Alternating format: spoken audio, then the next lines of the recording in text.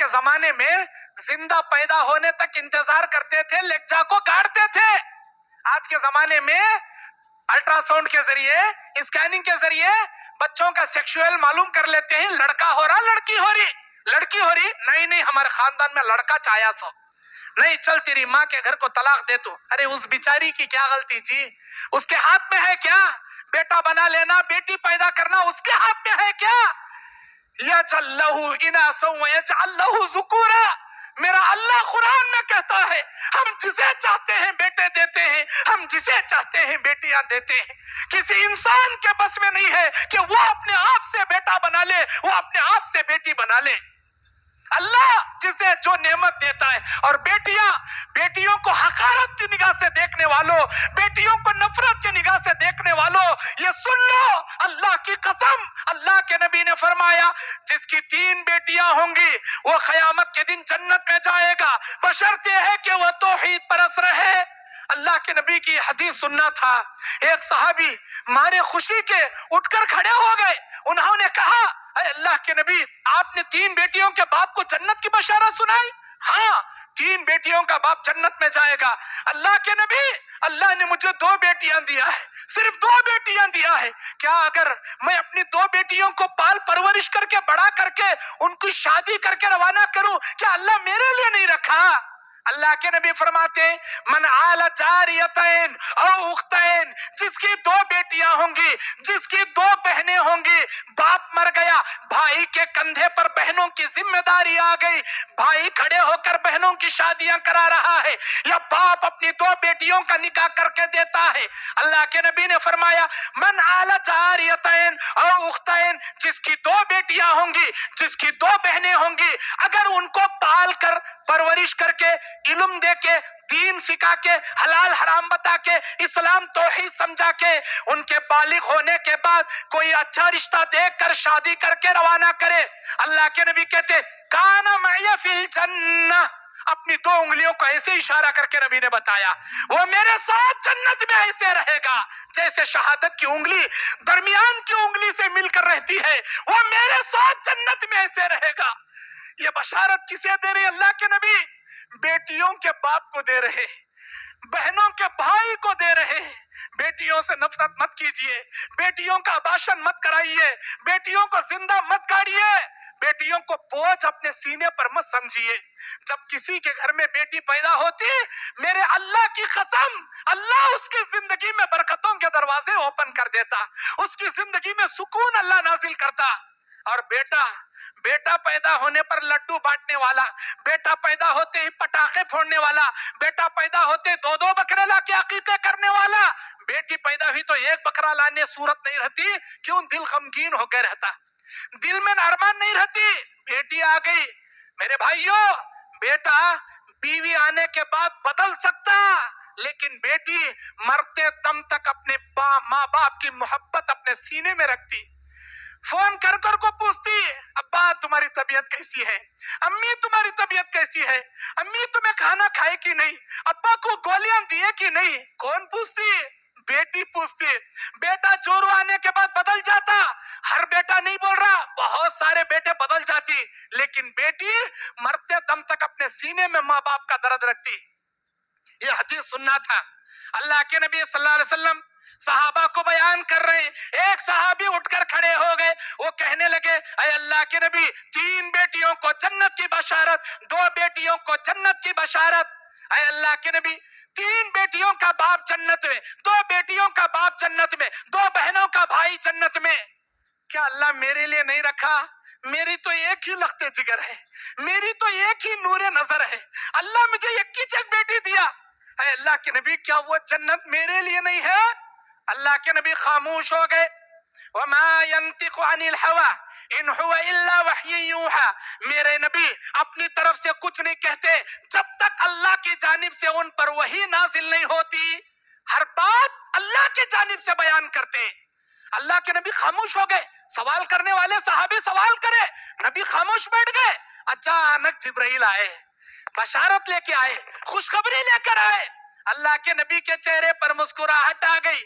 آپ نے بیان فرمایا رحمک علیک یا عبداللہ، اے اللہ کے بندے، اللہ تجھ پر کروڑوں رحمت نازل فرما. فرمائے تیرے سوال کرنے کی وجہ سے میری امت پر قیامت تک اللہ یہ رحم کر دیا، جس کی ایک بھی بیٹی رہے اگر وہ اپنی بیٹی کو پال پرورش کر کے بڑا کر کے اسے بوجھ سمجھے بنا اس کا نکاح کر کے بھیج دے اور وہ ماں باپ توحید کی حالت میں دنیا سے رخصت ہو، اللہ ایسے ماں باپ کو جنت میں داخل کرے گا۔ بیٹیوں کے ماں باپ جنت میں کبھی بیٹیوں کو درگور مت کیجئے، بیٹیوں کا اباشن مت کیجئے۔ قیامت کے دن جب اللہ پوچھے گا کس جرم میں تیری بیٹی کا اباشن کیا، کس جرم میں تیری بیٹی کو لے جا کے گاڑیا، اللہ اس بچی کو جنت کا پرندہ بنا کے غلمان بنا کے بھیجے گا اور ان درندوں کو اٹھا کر اللہ جہنم میں پٹکے گا۔ سچے دل سے توبہ کیجئے، سچے دل سے توبہ کیجئے تمہاری موت آنے سے پہلے۔ اگر تم نے تمہاری زندگی میں یہ جرم کیا ہے، اگر تم سے یہ گناہ سرزد ہوا ہے، اللہ کے لیے سچے دل سے توبہ کیجئے، اللہ معاف کرے گا، لیکن زندگی میں کبھی ایسا گھناؤنا جرم کبھی مت کیجئے۔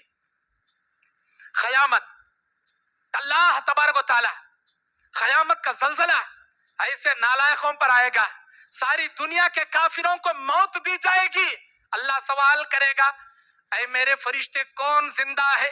اے اللہ دنیا کے تمام انسان اور جنات جو کافر تھے جو جہنمی تھے سب مٹا دیے گئے، اللہ کہے گا کون زندہ؟ اے اللہ دنیا کے سارے لوگ مر گئے، آسمان 7 آسمانوں میں فرشتے بھرے پڑے ہیں وہ زندہ ہے، اللہ کہے گا کل من علیہا فان وَيَبْقَى وَجْهُ رَبِّكَ ذُو الْجَلَالِ وَالْإِكْرَامِ فَبِأَيِّ آلَاءِ رَبِّكُمَا تُكَذِّبَانِ۔ سورہ رحمان آیت نمبر 26۔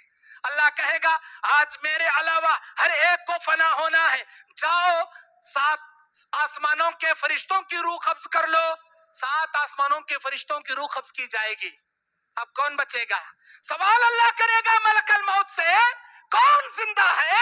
ملک الموت کہے گا اللہ میں زندہ ہوں، جبرائیل میکائیل اسرافیل زندہ ہے اور تو زندہ ہے، ہم 4 فرشتے اور تو، ہم 5 کے سوا زمین و زمان مکی و مکہ میں کوئی مائی کا لال زندہ نہیں، سب مر گئے، سب مر گئے۔ اللہ کہے گا کل نفس ذائقۃ الموت، ہر نفس کو موت کا مزہ چکنا ہے، میرے حکم سے ان فرشتوں کی بھی روح قبض کی جائے، ان فرشتوں کی بھی روح قبض کی جائے گی، دھڑام سے گر جائیں گے، جبرائیل میکائیل اسرافیل۔ ملک الموت سے اللہ پوچھے گا اب کون زندہ؟ اے اللہ تو زندہ میں زندہ، ہم دونوں کے سوا کوئی زندہ نہیں، اللہ تعالی ملک الموت کو بھی موت دے دے گا، اب کون زندہ؟ صرف ایک اللہ زندہ۔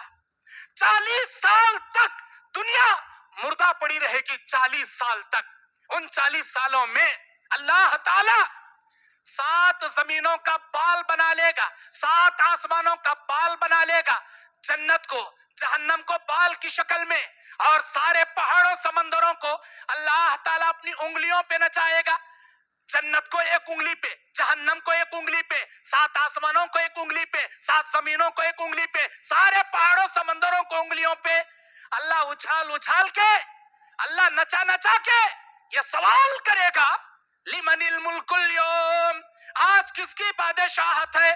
آج کون پروردگار ہے؟ این الجبارون، این المتکبرون، کہاں ہیں وہ کرنے والے، کہاں ہیں وہ تکبر کرنے والے؟ کہاں گیا وہ فرعون انا ربکم الاعلی کا دعویٰ کرتا تھا؟ کہاں گیا وہ شداد جو، کہاں گیا وہ قارون جو اپنے خزانے پہ کرتا تھا؟ لمن الملک اليوم، کس کی بادشاہت ہے؟ سوال کرنے والا پروردگار، جواب دینے والا کوئی زندہ نہیں، خود اللہ مسکراتے جواب دے گا للہ الواحد القہار، آج ایک زبردست اللہ کی حکومت ہے۔ 40 سال کے بعد سب سے پہلے اسرافیل کو اللہ زندہ کرے گا، کہے گا اسرافیل دوسری بار سور میں پھونک مارو، اسرافیل علیہ السلام سب سے پہلے دنیا میں اٹھ کر کھڑے ہوں گے اور اللہ کے حکم سے ناخور پکڑ کر دوسری بار سور پھونک ماریں گے، جب دوسری بار پھونکا جائے گا آدم سے لے کر قیامت تک آنے والے سارے کے سارے خبروں سے پھٹ کر خبروں سے اٹھ کر کھڑے ہو جائیں گے، اول سے لے کر آخر تک تمام انسانوں جناتوں کو اٹھایا جائے گا، سورہ کویرات کی 7ویں آیت میں اللہ کہتا ہے وَإِذَا النُّفُوسُ زُوِّجَتْ، آج کے دن علیین سے نیک روحوں کو، سجین سے بری روحوں کو، نیک اور بدی روحوں کو لے کر خبروں کے جسموں سے ہم روحوں کو جوڑ دیں گے، ڈیڈ باڈیوں سے ان کی روح کو ملاپ کر دیں گے، ان کے جسم سے ملا دیں گے، روح الگ جسم الگ۔ اب تک تھا لیکن آج قیامت اللہ تعالیٰ روحوں کو جسموں سے جوڑ دے گا، سب اٹھ جائیں گے۔ اللہ کے نبی مسلم شریف کی حدیث میں فرماتے انکم محشرون، انکم محشرون، ہاں ہونا محشرون، اے میرے صحابہ تم تمام لوگوں کو ملک شام کی جانب جمع کیا جائے گا، ملک شام کی جانب ہانکا جائے گا، کیونکہ قیامت کا میدان ملک شام میں لگایا جائے گا۔ ملک شام جہاں اللہ قیامت کا فیصلے کا میدان لگائے گا، تم سب کو وہاں بھگایا جائے گا۔ کیسے اٹھو گے؟ اللہ کے نبی کہتے وَحَشَرْنَاهُمْ فَلَمْ نُغَادِرْ مِنْهُمْ أَحَدًا وَعُرِضُوا عَلَىٰ رَبِّكَ صَفًّا لَقَدْ جِئْتُمُونَا كَمَا بَدْأَ خَلْقٍ أَوَّلَ مَرَّةٍ نُعِيدُهُ۔ سورہ کہف آیت نمبر 40 پر 7، 40 پر 8، اللہ کہتا ہے ہم جمع کریں گے، ہم خبروں سے اٹھائیں گے۔ کیسے؟ جیسے تمہاری ماں کے پیٹ سے پہلے دن بغیر ختنے والے، بغیر کپڑے والے، ننگے مادرزاد جیسے پیدا تم ہوئے تھے، ویسے ہم اٹھائیں گے، ننگے مادرزادوں کو کھڑا کر کے میدان محشر کی جانب ہانکیں گے۔ ملک عدن، ملک یمن کی وہ آگ سارے لوگوں کو میدان محشر کی جانب ہانکے گی۔ وہ 10ویں نشانی اب یہاں آئے گی، سارے لوگوں کو ہانکے گی۔ تم 3 گروہوں میں بانٹ دیے جاؤ گے۔ پہلا گروہ سواریوں پر سوار ہو کر میدان محشر میں جمع ہوگا، یہ انبیاء کا گروہ ہوگا۔ دوسرا گروہ پیدل چلنے والوں کا ہوگا، چلتے چلتے تھک جائیں گے، آگ بھی ان کے پیچھے رک جائے گی، چلتے چلتے مومن خیلولہ کریں گے، آگ بھی ان کے پیچھے خیلولہ کرے گی، جب یہ اٹھ کر چلیں گے آگ بھی ان کے پیچھے چلے گی۔ یہ مومنوں کا گروہ ہوگا جو دوسرا گروہ ہوگا۔ تیسرا گروہ کافروں کا، مجوسیوں کا، یہودیوں کا، جہنمیوں کا۔ اللہ کے نبی کہتے ہیں ان کے پیر اوپر ہوں گے، ان کا منہ نیچے ہوگا، اللہ ان کو منہ کے بل میدان محشر میں جمع کرے گا۔ یہ حدیث بولنا تھا صحابہ کے سامنے۔ صحابہ نے سوال کیا اے اللہ کے نبی کوئی منہ کے بل کیسا جی چلتا؟ منہ نیچے پاؤں اوپر کیسا چلتا؟